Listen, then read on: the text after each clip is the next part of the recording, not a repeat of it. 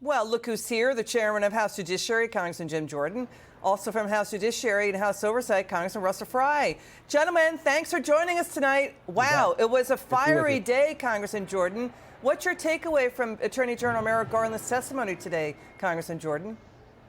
Well, they're all over the place because, you know, if he didn't need the authority, then why did you give? I mean, if he already had the authority, I should say, why did you give it to him? Because, you know, David Weiss told us originally he had ultimate authority to determine when, where, and whether to bring charges.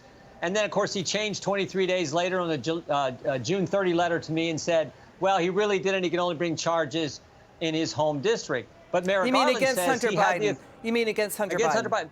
Right. But Merrick Garland said, no, he had the authority the whole time. So we asked him the simple question, again, why does he need it if he already had it? So I think there's all kinds of contradictions there.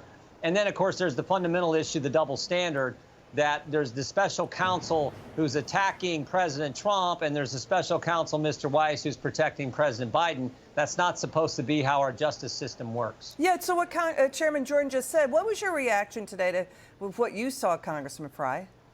I think what the biggest perplexing thing to me, or the frustration, is that you see this legal game of red light, green light going on with the Department of Justice. They stonewall charges being brought in the District of Columbia in March of 22. They stonewall it in California. Meanwhile, the Attorney General has twice testified on Capitol Hill that Attorney Weiss had all authority to do this. And so it's always this stop and go. And I think that's the really troubling crux is, to the chairman's point, if he had the authority, he wouldn't need to designate special counsel. But instead, we've seen statute of limitations run. We've seen the slow walking of this. IRS whistleblowers have talked about that. So this thing is just rotten to the core.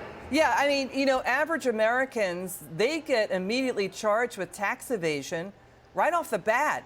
I mean, but they let the statute of limitations lapse on 2014, 2015 Hunter Biden tax evasion charges. Why? That's not fair to regular Americans. You know, let's listen to the fireworks. The fireworks were immense. Watch this. Have you had personal contact with anyone at FBI headquarters about the Hunter Biden investigation? I don't recollect the answer to that question. So those whistleblowers are lying to us under oath? Those whistleblowers are lying? Their description of the process is cumbersome as an opinion. It's not a fact question. What I'm wondering is why you guys let the statute of limitations lapse for those tax years that dealt with Burisma income. There's one more fact that's important, and that is that this investigation was being conducted by Mr. Weiss, an appointee of President Trump. They left it to Mr. Weiss whether to bring charges or not. That would include whether to let statute of limitations expire or not. The idea that someone with my family background would discriminate against any religion is so outrageous, so absurd. Mr. Attorney General, it was your FBI that did this. It was your FBI that was sending, and we have the memos, we have the emails, we're sending undercover agents into Catholic churches. We were appalled by that memo. Okay, so he's appalled about the memo. But Chairman Jordan, okay, the IRS whistleblowers are veterans. They work on complex criminal tax cases. But what they testified to is just an opinion. And then Garland admits it was up to Weiss. It was up to Weiss to let the statutes of limitations expire on Hunter Biden's tax evasion charges. But other Americans don't get that treatment, Chairman Jordan? No, you're exactly right. And let's remember, the whistleblowers their testimony stood up to 4 hours of cross-examination in the House Oversight Committee by Democrats here in Congress. Their testimony has been consistent, and it has stood up under cross-examination. That's not the same with the Department of Justice or the White House. Their story has changed multiple times. And you're exactly right. This statute of limitations issue is central to the case, because the years they let lapse, the years they let expire the statute of limitations dealt with the income, the millions of dollars of income Hunter Biden got from Burisma. Never forget the four fundamental facts. Fact number one, Hunter Biden went on the board of Burisma, got paid a bunch of money. Fact number two, he wasn't qualified to be on the board. His words, not mine. He said he got the position probably because of his last name. Fact number three, the Burisma executives asked him to help them deal with the pressure they were under from the prosecutor. Fact number four, Joe Biden goes to Kiev, tells them, leverages American tax dollars to get Shokin, the prosecutor, fired, who was applying the pressure. And oh, by the way, Liz, that last fact, totally comports with what the confidential human source told the FBI, and the FBI recorded in the 1023 form. So that's pretty compelling. And now we're going to let that statute of limitations expire because that's the one charge that leads to the White House, that leads to Joe Biden. It's okay to charge on the gun charge. That's only Hunter Biden, but not on Burisma, not on those tax years. You know, and to what Chairman Jordan is saying, Congressman Fry, if it was any other president, right, who was accused of a major bribery allegation, it wouldn't be treated as conspiracy theory, right, stuff by the media. That's what MSNBC and CNN is talking about.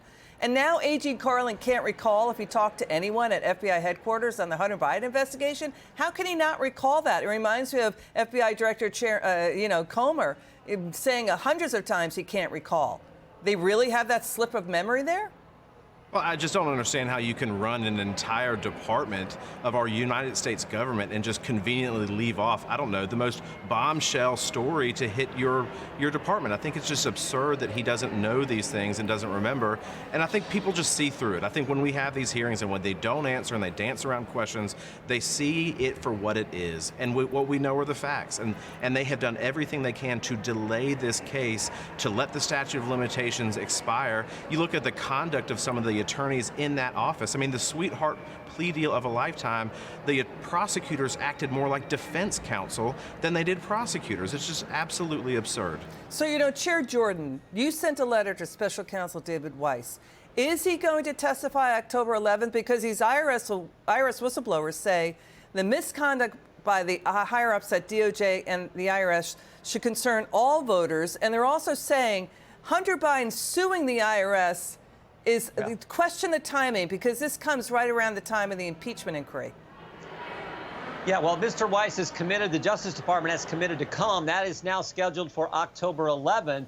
We expect him to honor that commitment. Now, we do want to talk with a bunch of other folks who were part of this investigation before he gets here. We'll see if the Justice Department complies with that.